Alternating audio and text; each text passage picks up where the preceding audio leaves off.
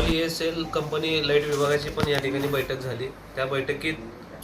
आपण जे 7 वर्षाचं ॲग्रीमेंट जे आपण मागच्या कंपनीमध्ये केलं होतं, ती ESL कंपनीने या ठिकाणी आपल्या 7 वर्षात जे सोलापूर शहरामध्ये काम केलं,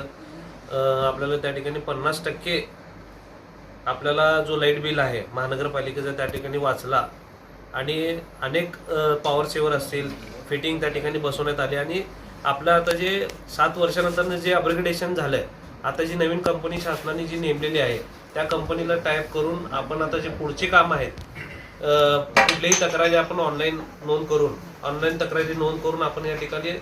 जे मागचे जे ॲग्रीमेंट आम्ही केलं होतं, नवीन ॲग्रीमेंटमध्ये जे काय आमचे त्रुटी मागच्या कंपनीच्या सोबतचे आहेत ते आता नवीन त्यात ॲड करून आपण या त्यांना आता बोलवलंय। बघू आता ते काय सोबत आपण आता आपण ऑनलाईन जर तक्रार दाखल केली तर ते कमीत कमी 1-2 दिवसात आपल्याला त्या ठिकाणी ते फिटिंग देऊन आपल्याला ते प्रॉब्लेम सॉल्व्ह करता यायला पाहिजे आणि आम्ही एखादं फिटिंगची मागणी केल्यानंतर